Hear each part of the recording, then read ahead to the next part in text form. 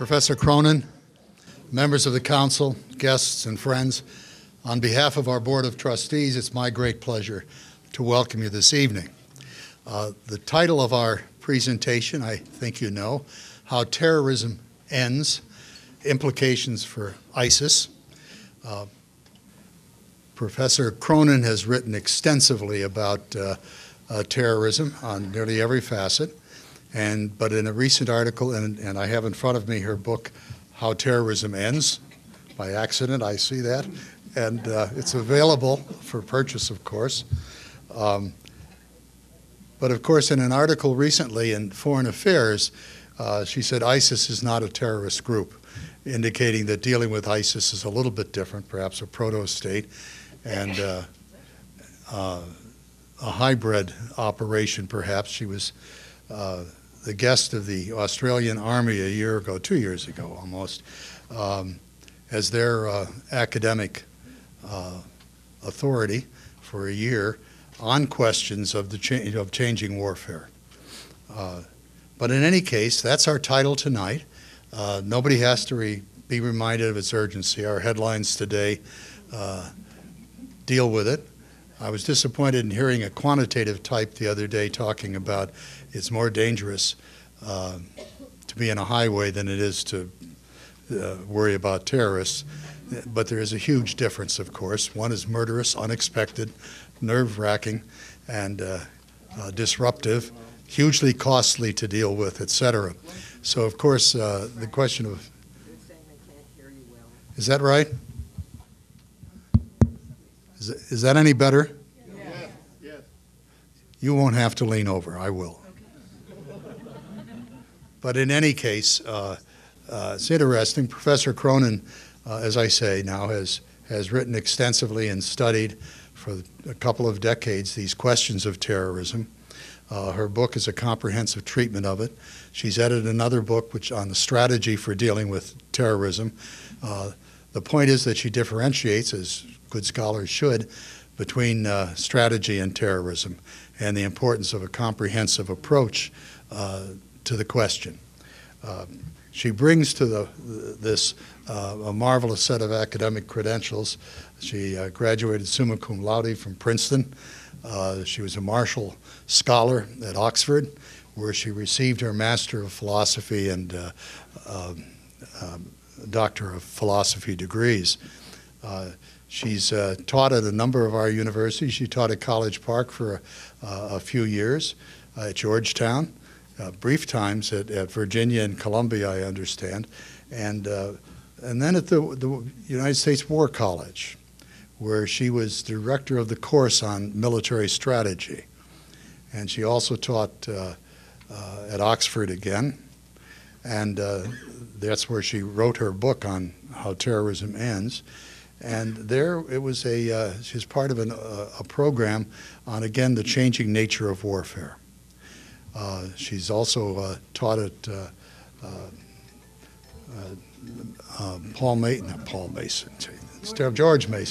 George Mason. Everybody's in the era of Mr. Hamilton now, and I make that particular error. In any case, and currently is at American University. As I said, she's studied these matters extensively.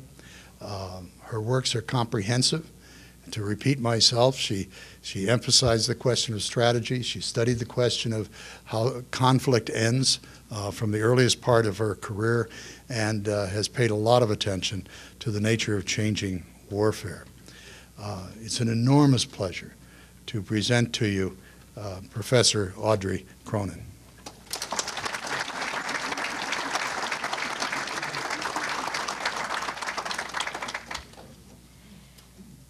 Well, thank you very much. It's a pleasure to be here. I was most touched by the introduction, not least because you did it all from memory. I think you know more from memory about my life than I do. It's such a beautiful day and such a beautiful place, and I'm very honored to be here. Need my reading glasses these days. I am going to talk about strategy, And strategy, when it comes to the question of terrorism, is a complicated subject because terrorism itself is a tactic. But foreign policy should be guided by strategy. And to understand U.S. foreign policy, this broad concept, we must first pay attention to how challenges are defined and what kinds of frameworks we have for them. What are the U.S. interests in the world? How do we define them? What are our strategic objectives? What are our priorities as we pursue those? We have to think deeply about the problem in any foreign policy question. But too often our consideration of what to do lacks sufficient clarity. We have a tendency to live in a constant crisis mode. And without a broader strategy, we're ceding the initiative to our adversaries.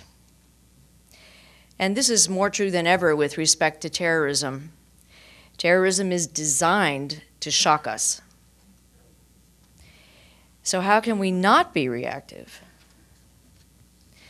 The horrible attack in London yesterday reminds us of how much we are all at risk for ISIS-inspired violence.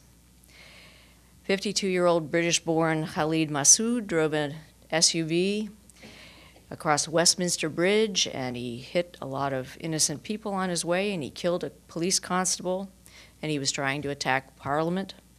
According to the New York Times, among the victims of that attack were 12 Britons, 4 South Koreans, 3 French high school students, 2 Romanians, 2 Greeks, and 1 citizen each of China, Germany, Ireland, Italy, and the United States.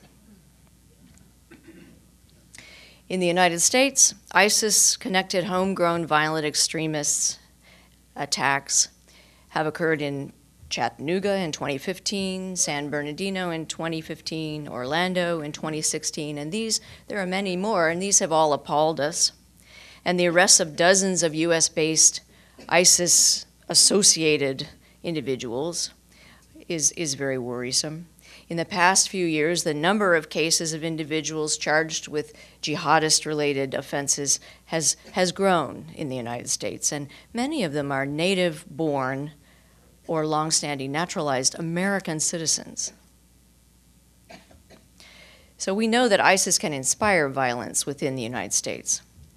And before ISIS, we had terrorist attacks inspired or directed by al-Qaeda, including the 2009 attempt to have a Christmas Day bombing by the underwear bomber, the 2010 Times Square bombing by Faisal Shahad, and the 2013 Boston massacre by the Tsarnaev brothers. You remember all of these, and there are many others that I'm not mentioning. So when I talk about how terrorism ends, nothing that I'm going to talk about in the next 30 minutes or more is trying to diminish the seriousness of the threat. I'm not going to try to argue that terrorism is anything but a serious threat. But what I'm trying to do is help to frame our approach. How should we think strategically about terrorism? We cannot just react to each of these attacks and hope to emerge with an effective strategy. So how are we supposed to assess these threats? The American public has become so intolerant of risk, so reactive, that the next time there is a successful major attack in the United States, the widespread view will be that the United States has lost the so-called war on terrorism, and the other side has won. Is that thinking strategically? No. I don't think so.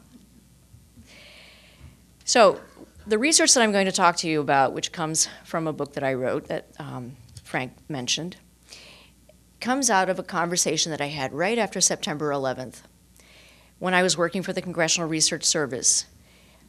And I was the specialist in terrorism right after that. I was a pretty busy lady.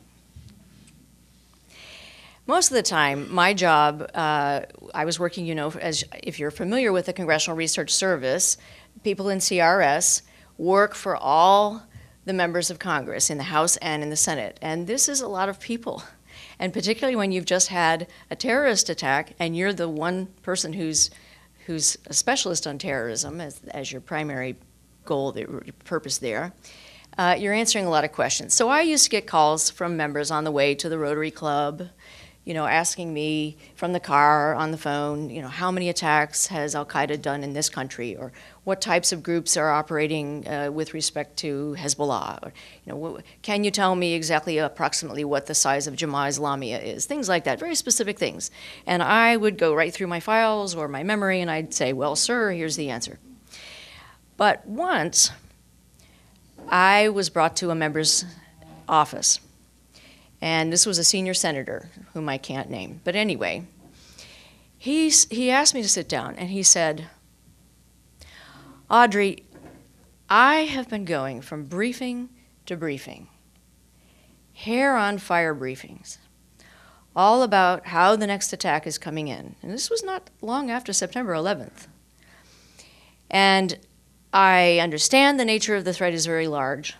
But I don't have any way to think about this. I don't know anything about Al-Qaeda. I've never been to the Middle East. This is not something that I've studied. I don't understand anything about this group. I don't know how to react to this attack. I don't know how to put these crazy, scary briefings into any kind of a broader perspective. Can you help me? And of course, I'm thinking, oh my gosh. Why don't you just ask me, how many members does Hezbollah have? And okay, I can tell you that. So I sat there, heart racing, thinking, geez, I don't know, what am I going to do here? And finally something came to me, and I said, sir, the thing is that each of these groups ends. Ultimately, if you understand that a group has a lifespan, and that there is a classic pattern of endings for groups, you can assess where you are in that pattern and what that type of group that you're dealing with is, and you can judge how to work with the ending of that group, how to bring that ending about. And so I went through a series of different types of patterns that struck me at the time. And he thanked me very much, and that was the end of that conversation. And I went on to the hair on fire 24/7 kind of lifestyle that I was living those days. But then I had an opportunity, as Frank mentioned, to go off to Oxford. And once I got out of the crazy beltway mindset, I had a chance to think about this. And I thought, really, I should pursue this. So that's when I wrote the book. I came up with classic patterns by studying hundreds of groups, and realized that there were certain ways to frame groups so that you understand how best to bring the endings about. So today what I'm going to do is offer an approach whose core purpose is for us to think strategically. It's to put us in a framework of thinking strategically about terrorism. I'm going to argue that with respect to adversaries like Al-Qaeda or ISIS, you cannot really know how you're doing unless you begin with a clear vision of an objective or an endpoint in mind. And there are classic patterns of endings for campaigns. And once you recognize those patterns, you can better judge how you're doing. Processes of ending for terrorist campaigns hold within them the best insights into which strategies succeed, which strategies fail, and why. But more than that, thinking about the end is crucial, not just because it provides a new perspective on what the enemy is doing, but because it provides a fresh framework for what we are doing. So studying how terrorism ends is the best way to inoculate ourselves against the strategies of terrorism, to avoid this dysfunctional action-reaction pattern, to gain some strength and some perspective, and to build a broader strategic framework that serves our interests. So today, again, two caveats. I'm not saying that terrorism as a phenomenon will end, only specific campaigns. Terrorism goes back to the early human existence. But secondly, I'm also not saying that ISIS and al-Qaeda are no longer dangerous. That's not true, and that's not the point. The goal is to develop a mental framework for how to think about them strategically. So what follows will have three parts. First, I'm going to review 4 classic strategies of terrorism, and I'll talk about why the United States has particular difficulty in responding to them. Second, I'll talk briefly about historical patterns or indicators for the ends of terrorist organizations, and I'll explain how knowing those patterns, and there are 6 of them, can help guide us in developing more effective U.S. strategy. And then finally, I'll put it all into context with respect for what it means considering al-Qaeda and ISIS. So let's start with the strategies of terrorism. Compellence is the strategy of terrorism that most people focus on. Terrorism has been used in support of many different kinds of causes, but the natural assumption of governments is that the goal of a terrorist attack is compellence. What does that mean, compellence? Compellence is the use of threats to influence another to stop doing something or to start doing something. So it's trying to coerce the other actor, to compel the other actor to stop doing an unwanted behavior or to start doing something that a group wants it to do. It's a two-sided framework. And fitting terrorist group activity into that kind of mental framework is natural.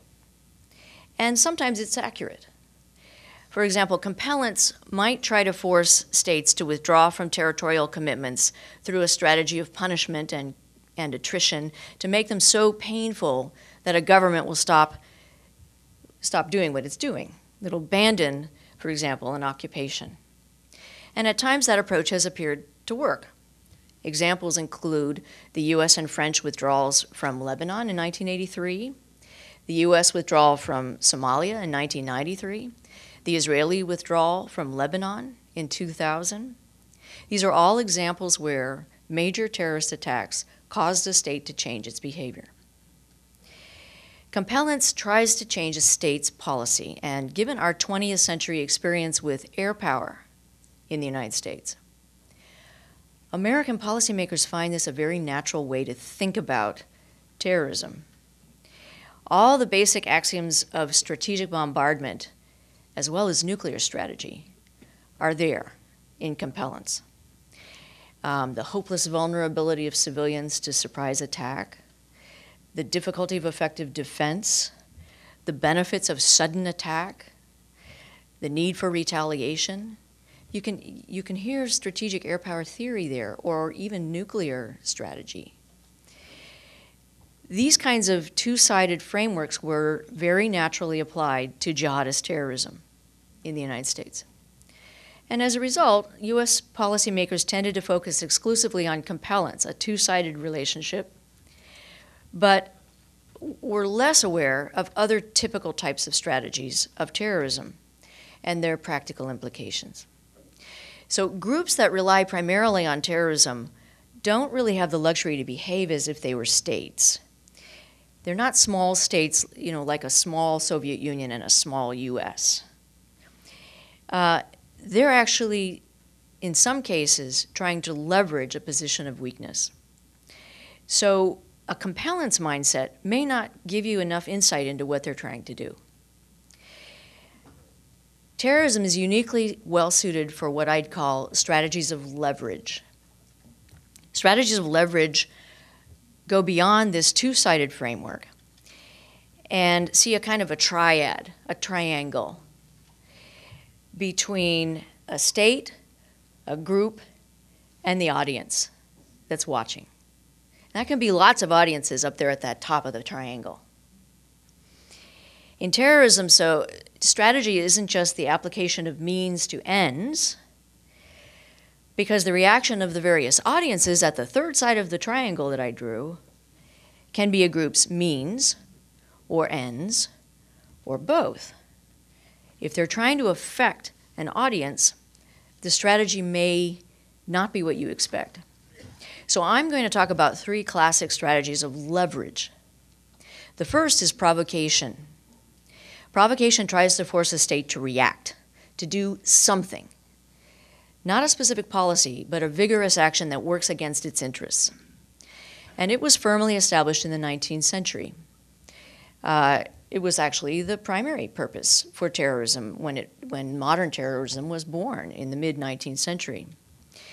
The Russian group, Narodnaya Volya, People's Will, Narodnaya Volya had as its goal to attack representatives of the Tsarist regime in the 19th century so as to provoke a brutal state response and inspire a peasant uprising. Other cases of provocation later into the 20th century include the Basque group's ETA's early strategy in Spain, the Sandinista National Liberation Front strategy in Nicaragua. But provocation is a very difficult strategy to apply effectively because terrorist groups often cause a state to behave in unforeseen ways. And a government might be provoked into unwise or emotion-driven action that doesn't serve anyone's interests, neither the group nor the state. And this is exactly what happened with the outbreak of World War I. Now, I'm not going to say that that was the only cause. Of course, the broader international setting is absolutely vital. But in that setting, a relatively unimportant act, which was the killing of Archduke Franz Ferdinand, a terrorist attack, actually set off a much broader series of responses by states. The assassination of Archduke Franz Ferdinand, shouldn't have even registered on the radar scope because the tactic of assassination had been endemic for the previous several decades. The Russian Tsar had been assassinated, the French president, Spanish prime minister, the Italian king. In 1901, President McKinley was assassinated, and many other people died as a result of assassinations. But because of those international conditions in place at the time, that assassination had huge implications. And Gavril Princip, the 19-year-old kid suffering from consumption, the guy who actually pulled the trigger and killed the Archduke, never meant it to set off a world war. And in fact, he spent the World War living in a basement cell, and he was shocked. So the point is that terrorism on its own can be unimportant, but when it provokes a state, it can indirectly kill millions. So in that case, terrorism set off a cascade of state actions, provoked their actions, and it resulted in a long, bloody war. The second strategy of leverage is polarization. That tries to divide and delegitimize a government, and it directs itself at the effects of terrorist attacks on a domestic population. It often drives regimes and governments sharply to the right, and it forces populations to choose between the terrorist group's cause and the government. The goal is to divide populations apart, to pry them apart, and fragment societies to the extent that it's impossible to maintain a moderate middle and to continue to govern. And in that chaos within the society, the group gains power. It's an intimidation of the neutral civilian population. Polarization was a particularly effective strategy against democracies throughout the 20th century. It appeared regularly. Like the strategy of provocation, it often results, though, in unintended consequences. And examples include the Tamil Tigers early in their campaign in Sri Lanka, the Provisional IRA in Northern Ireland, terrorist activities in Germany and Austria and Hungary after the First World War were meant to polarize, and they did play a role in the arrival of the Second World War. But the classic example that kind of sums up the whole strategy of polarization would be the Tupamaros in Uruguay. Now, Uruguay, if anybody should have been immune to terrorism, Uruguay was the place. It had a robust party system, an educated urban population, an established democratic tradition in the early 1960s. So if democracy were an antidote to terrorism, Uruguay should have been immune. But the campaign by the Tupamaros polarized society, drove politics to the right, and in response, the government suspended all constitutional rights and eventually turned to the army, which by 1972 had crushed the group. Even though terrorist attacks had ended, the Uruguayan army then carried out a coup, dissolved parliament, and ruled the country for the next 12 years. So in their short preeminence, the Tupamaros had executed 1 hostage and assassinated 8 counterinsurgency personnel in a widespread campaign of kidnappings, robberies, and terrorist attacks. But the right-wing authoritarian and military regime that came to power between 1973 and 1985 killed, maimed, or displaced thousands of people. So in that case, a polarization strategy on the part of that terrorist group drove the government to destroy itself. Now, the last strategy of leverage is mobilization. That's meant to recruit and rally the masses to the cause by attracting them through the behavior of the group. Terrorist attacks might be intended to inspire potential supporters. Again, they're using the reaction of the state as a means rather than an end. This is what the campaign of bombings and assassinations in the 19th century did for the anarchist movement. And the 1972 Munich Olympics massacre did for Palestinian nationalism. You know, before the 1972 Munich Olympics, very few people knew what the PLO was. The Palestinians were not really on the radar scope. They were trying, through that terrorist campaign with all those 900 million viewers who were watching the Olympics, they were trying to mobilize to increase the profile of their cause. When terrorist attacks are used to mobilize, they're not necessarily directed toward changing the behavior of a state at all. They're aiming instead to invigorate and to energize potential recruits, and to raise the profile internationally of a cause, to draw resources, to draw sympathizers, allies, to recruit. Mobilization is a strategy that's uniquely well suited for the 21st century. Because of our globalized international community and our means of communication, these allow groups to mobilize on a scale and at a speed never before witnessed in history. And it also gets to the heart of why so many people think that the struggle with both Al-Qaeda and ISIS and other jihadist groups is going to be multi-generational. And I would argue that mobilization has been Al-Qaeda's most successful strategy thus far, and it's a large part of what ISIS is trying to do too. So anyway, let's just pause and sum up that first part. It's rather hard going. There's a lot of strategy in there, but in any case, those 4 types of strategies are approaches that weak actors use to try to gain their aims. Because terrorism is usually engaged in by relatively weak non-state actors, there are a lot more examples historically of strategies of leverage, those last 3, than there are of any other type. Far more often is a strategy of leverage used than compellence. Terrorism is the weak strategy of the weak, and it draws its strength from the actions of a state. And reactions by the state in that narrow framework of one strategy, if you're not fully understanding what a group is trying to do, can be counterproductive if they're actually trying to do something else. Now, one other thing, if you notice, there's a kind of a historical temporal nature to these strategies. Provocation suited the 19th century because of the nature of aging autocratic regimes. Compellence best fit the 20th century because it aligned well with nationalist movements who could describe their aims in terms of territory. Polarization was at the core of Marxist movements in the early years of the 20th century, and it reappeared again at the end of the century with terrorist attacks that were designed to polarize along racial, religious, ethnic, linguistic, or other types of identity lines. And as I just said, mobilization is uniquely well suited to the 21st century with our sweeping communications and economic ties and our porous borders and dramatic cultural and political developments.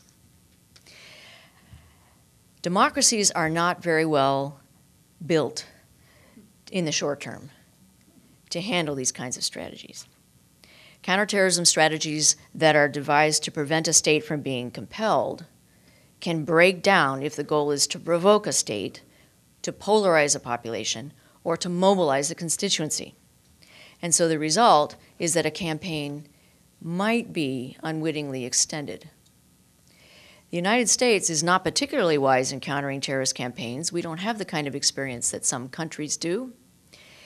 And policymakers and politicians tend to make decisions that directly or indirectly reflect their constituents. That's what we are, a democracy. Many scholars focus on the natural brakes that democracies have on war-making. If you've heard of democratic peace theory, that's the kind of academic approach to it. But anyway, I think that the characteristics of democracies can be accelerators when it comes to counterterrorism. But unless we grossly overreact and lose the support of our constituencies, democracies have a crucial advantage in dealing with the strategies of terrorism, and particularly the strategies of leverage over time. And that is the capacity to survive, to learn from trial and error. Democracies tend to be very resilient. Of course, it's even better to learn from somebody else's trial and error. So that's why I looked at how groups end. We're going to examine now the patterns of endings of groups. The first, there are 6 of them, 6 different patterns, and I'll go through them and give you some examples. The first is the capturing or killing of a leader, what you might call decapitation. There are numerous examples of where getting rid of a leader had huge implications for the decline or ending of a group. Cases of arrest that I studied in my book included Guzman and the Shining Path, Shoka Asahara and Aum Shinrikyo, France's Action Directe, which was a group in the 20th century. Cases of assassination include the Philippines' Abu Sayyaf, Russia and Chechen separatist leaders, Israel's so-called targeted killings, and there are a lot of other examples. We'll talk about our attempts to use drones and to use a decapitation strategy toward the end of the talk when we focus on Al-Qaeda. Decapitation strategies, when you go through all of these groups, and I studied 457 of them. I started with 800 and then I whittled it down to those that anybody would agree was a terrorist group. So I was really trying to be conservative in how I define that. Anyway, sometimes strategies of decapitation backfire and they create a martyr and they mobilize public opinion. Or sometimes individuals, if they're captured, can be radicalized in jail and can communicate with their followers from jail, like Sheikh Omar al-Rahman, who communicated with his followers. He was the one who tried to blow up the World Trade Center in 1993. Anyway, there are several conclusions about this pattern. The first is that in undermining a group, historically and over the centuries that I studied, a humiliating arrest was more effective than killing the leader when it came to ending the group. Groups that have ended through decapitation have been hierarchically structured, characterized by a cult of personality, on average younger than most groups, usually it's below 5 years old, and lacking a viable successor. Unfortunately, none of those describe Al-Qaeda or ISIS. Second pattern, negotiations. Negotiations can lead to the achievement of some aims of a group and a short-term decline in terrorism. Examples include the Provisional IRA with the 1998 Good Friday Accords, the Israeli-Palestinian peace agreement off and on, start and stop, lots of failure there. The Tamil Tigers, similar. The FARC has engaged in successful negotiations recently. Of course, it's a lot more complicated than just entering into talks.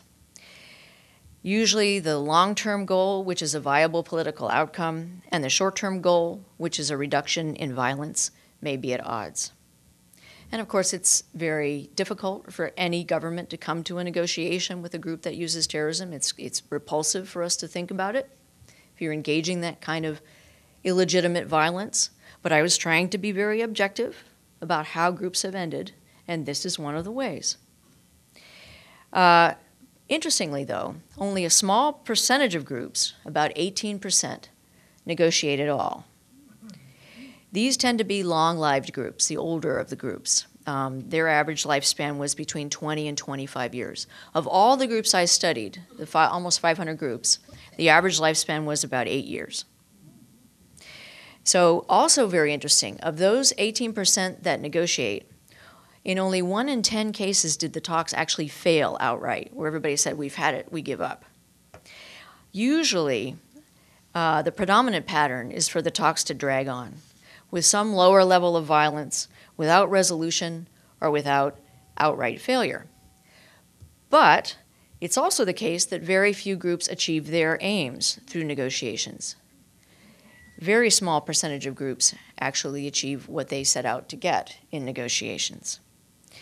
Usually what happens in a negotiation is that it's a diversion of the violence to a different channel, while the government is able to develop a lot of other tools, and another element enters the picture. These patterns are not mutually exclusive. You can have negotiations and also have another one of the patterns I'm about to mention working together. And that often happens with negotiations. The chapter also comes up with a series of promising and unpromising conditions under which negotiations succeed or fail, and we can talk about that in the questions and answers if you like. Let's go on to the next pattern, success. This one's even harder to talk about than negotiations. It's usually a very sensitive point. Sometimes, not very often, sometimes groups that use terrorism do succeed, and they fulfill their objectives. In my book, I had 2 extensive case studies. The first was Umkhonto, which was the military wing of the African National Congress. With the ending of apartheid, they achieved their goal. And the other was Irgun, with the establishment of the State of Israel. Achievement of those aims, though, is very rare. In all of the groups that I studied, only about 5% had, by their own standards, achieved success. And very interestingly, there's always a separation from the tactic of terrorism and the transition to governing.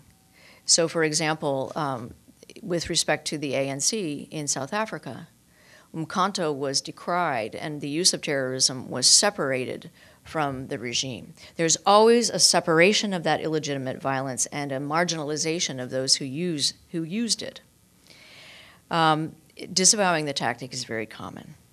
Of course, negotiations are definitely not in the cards for either Al-Qaeda or ISIS. Fourth scenario, failure. There are 2 big categories here. Sometimes groups burn out, implode, collapse in upon themselves, or they lose popular support. So under failure, there are these 2 subcategories. Implosion can include things like failure to survive across generations. That's very typical of right-wing groups. Infighting is very common where people are disagreeing about what they should be doing. The GIA in Algeria is a classic case. Breaking down into factions, the Palestinian groups there. Arguing over operations, the Red Army faction. Breaking apart over ideological differences. Combat 18, there are a number of other groups. Or groups lose popular support. And this kind of subcategory of failure is more common. And the reasons why they lose popular support can include offering of a better alternative by the government, so reform movements, spending, jobs. But that's a very difficult calculation because sometimes what happens is if there's a big shift in the social circumstances of the society where a terrorist group is operating, there can be a sense of opportunity, and that actually increases the amount of violence in the short term. And that was the case for the social revolutionaries in late 19th century Russia. Remember that they killed the Tsar, who was the one who had actually given the serfs land. So he was a reformer. He was a very forward-looking guy. A sense of historical ripeness or relevance for a cause might be lost. This happened with most of the Marxist groups at the end of the Cold War. But the most important and the most common and the most typical thing that I saw over and over again in this category of failure was a terrorist group's own miscalculations, and particularly targeting errors. In other words, attacks that cause revulsion among the constituency that they're trying to reach. So in the case of al-Qaeda, that means attacks where you're killing many more Muslims who might be the very people you're trying to recruit. But there are lots of other historical examples of failure having ended a group. The Omagh bombings with the Real IRA are a good example. The Omagh bombings occurred as they were in the negotiation process, and the Real IRA was a splinter of the Provisional IRA. And Omagh is a small town, and on the day of the bombing, there was a kids' field trip. And there were a lot of school kids there, and they were visiting a candy shop. And the bombing occurred, and it killed 29 people. 11 of them were children. It injured more than 300. And it was the single worst incident of the whole campaign. 3 generations of one family died. There was a grandmother, a mother who was pregnant, and a child.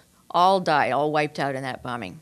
And in the aftermath of the bombing, the funeral was such an emotional event that both the Catholics and the Protestants came out in thousands and walked with the hearse. And there are, when I show PowerPoint, I can show you a picture. These things are available on the web. Just an enormous outpouring following that bombing. And after the bombing, the head of the Real IRA was captured very easily because the people who had been protecting him turned him in.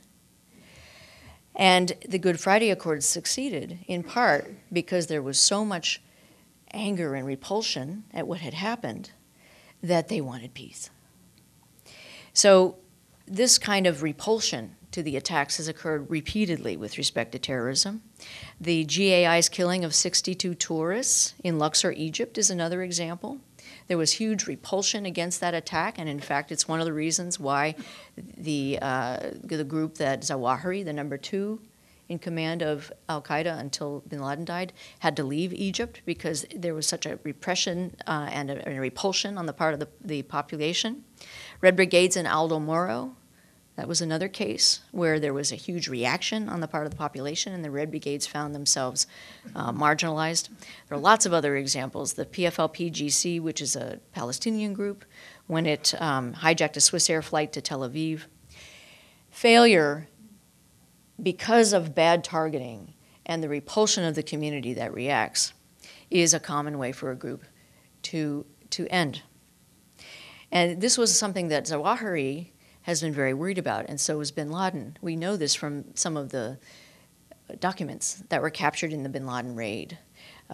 Killing other Muslims, calling other Muslims apostates, attacking the economy. These were all sources of great sensitivity. He was very worried that he was not going to be able to mobilize the Muslim community, the Ummah, to follow al-Qaeda.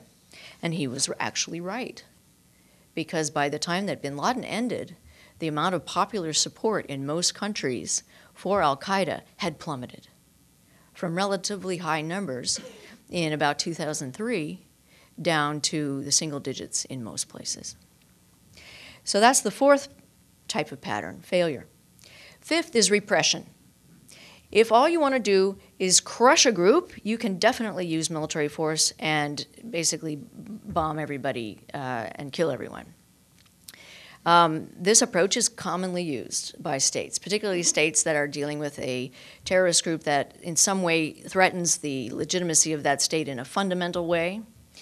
Internal repression, an example would be some decades ago, Turkey responding to the PKK. External repression would be Israel and Lebanon in 1982. Repression has resulted in a number of groups ending. Narodnaya Volya is a good example. Sendero Luminoso, the Shining Path, in Peru was deeply damaged by repression on the part of the state. There was an attempt by the Russians to wipe out the Chechens through a massive repressive military campaign. But as you know from the Chechen example, sometimes what happens is that repression can export the problem to a different part of the region. So from Chechnya, the terrorist threat spread to Dagestan, Ingushetia. It's very difficult also for democracies to sustain repression. It works best in places where members are easily separated from the general population, so there has to be a target. It often requires profiling and discrimination. It often goes against civil liberties and human rights. There's a high cost. It's very difficult to sustain. And if the cause continues, then repression is unlikely to work. The last pattern is reorientation. This can happen in two directions. A group can either transition into criminal behavior, and here you can think of Abu Sayyaf in the Philippines. Some of the remnants of the Northern Irish groups have become more or less criminal operations. Obviously, criminal behavior and terrorist behavior is not distinct, but what I'm arguing is that the group stops being primarily devoted to political causes and instead becomes interested in enriching itself. Or, that's one direction. The other direction is that they can actually get stronger, and they can become, they can escalate, they can gain members, and they can become an insurgency, or even be capable of conventional war, especially if they're supported by a state. But this happens when a group is able to control the behavior of a state according to its interests, or when an act of terrorism sometimes has unintended consequences. And I would say that this is the pattern that has been apparent with ISIS. So let me just conclude, and then we'll have questions and answers and talk about this. I'll just synthesize it. To build a long-term approach, we have to both know about a group's strategy and also consider how it will end. So those two parts of the talk work together. Sun Tzu, the ancient Chinese strategist, he observed that the acme of skill is to defeat the enemy's strategy. So it makes good sense to figure out what the enemy's trying to do, and then figure out how you think it's most likely it's going to end. And with those two pieces of knowledge, craft your strategy. So let's talk about Al-Qaeda first. The likely ending for Al-Qaeda is either implosion in on itself, because it has lost a tremendous amount of public support, or transition to another form of violence. And that unfortunately became the case with the seeds of ISIS, which were drawn from Al-Qaeda. So there are two dynamics going on there. But looking strictly at Al-Qaeda Central, we've had some success in helping them to fail, helping them to implode. But because of the mistakes of the Iraqi government and the 2003 invasion of Iraq and the war in Syria, we have the seeds of ISIS. So the ending, what we want for Al-Qaeda, is failure. The strategy, Al-Qaeda's declared strategy was mobilization. Zawahiri actually wrote, and also bin Laden talked about this, that the core of the battle, the heart of the battlefield is how he put it, I think, is the media. Because what we're trying to do is attract the Ummah, the Muslim community, to follow us.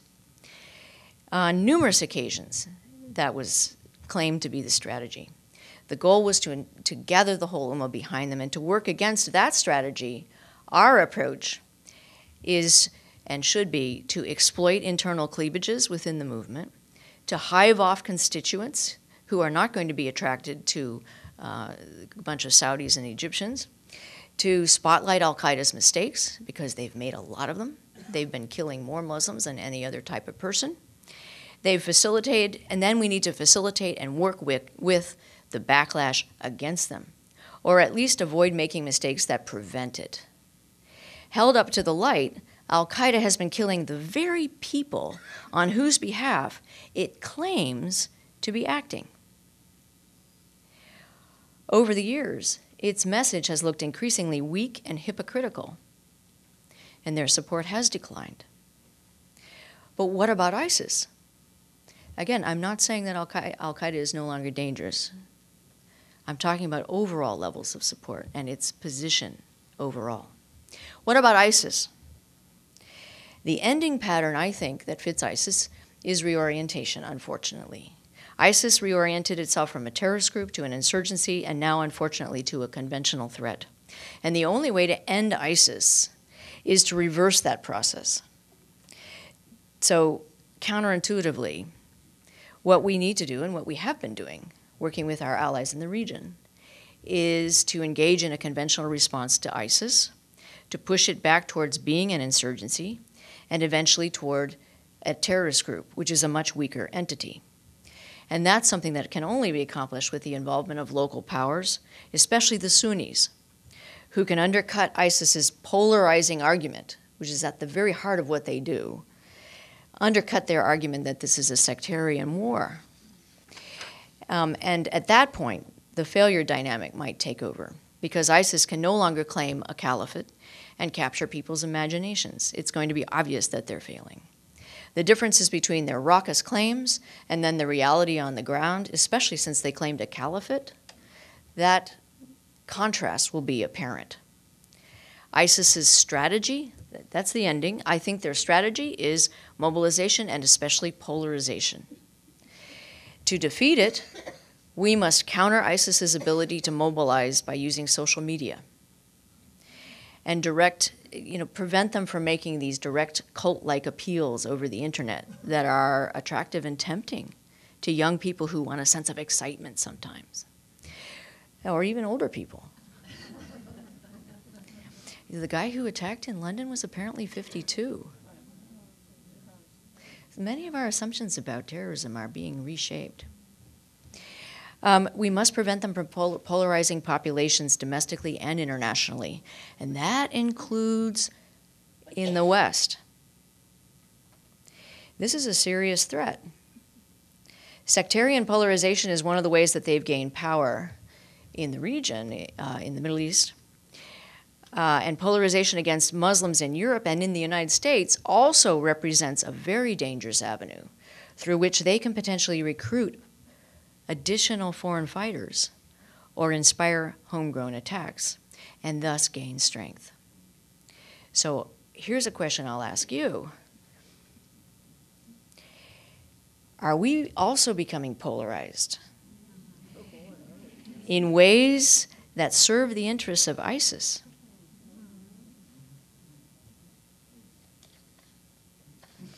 Can we prevent that? So, just to sum up, I'm not going to answer that question. I want to hear from you. But anyway, to sum up, the important question, I think, for policymakers in the middle of a terrorist campaign is not how are we doing, but how will it end? And understanding these strategies, especially the three strategies of leverage, it's not when will the next attack be, but instead, what will we do after that? What happens on the next day? The strategies of terrorism emerge in and reflect unique historical, political, and social contexts, and they're constantly evolving. Terrorist groups design their attacks for the nature of the states that they face. But groups end in certain consistent ways. The crucial challenge is to determine which of those patterns of ending fits a given group, which one or two sometimes, and then to work synergistically with that process of ending as it unfolds, and to push it further in that direction, or at least don't stand in the way of it. Don't make mistakes that prevent groups from failing. Policymakers who become caught up in the short-term goals and spectacle of terrorist attacks sometimes relinquish the broader historical perspective that is crucial to the reassertion of state power and legitimacy. Terrorism's classic strategies of leverage are deliberately tailored to exploit such mistakes. So, questions?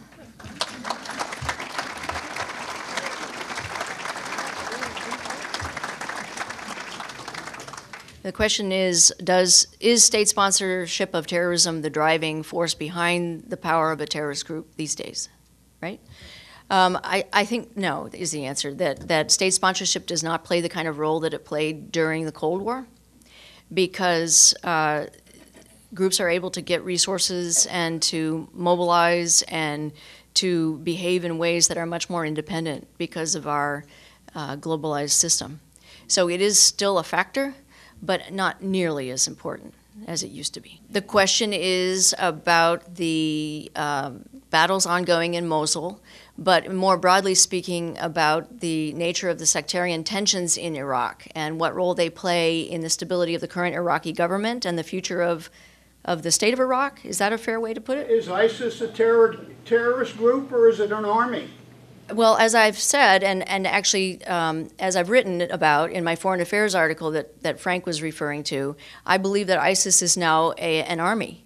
It's a conventional army because it has reoriented away from being a weak terrorist group, and it has actually become, the Islamic State is a pseudo-state.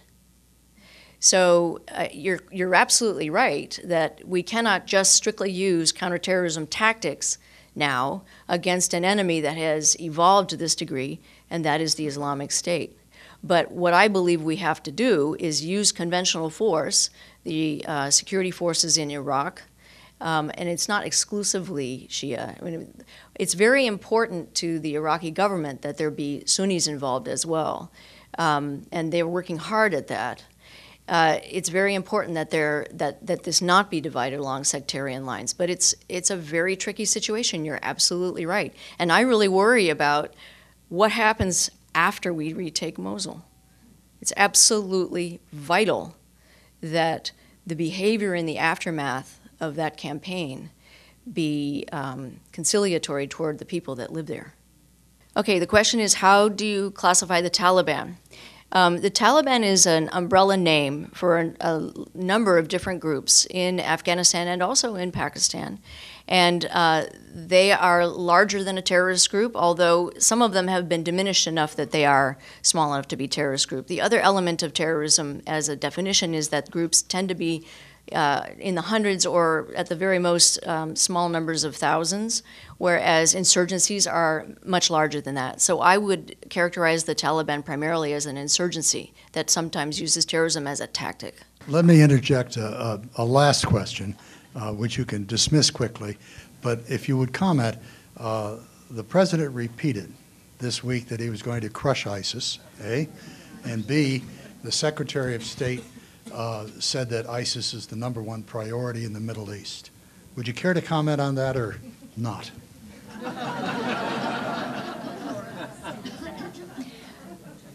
This is what I'll say. There are some very wise, good people who are working and trying to do the best thing for our country.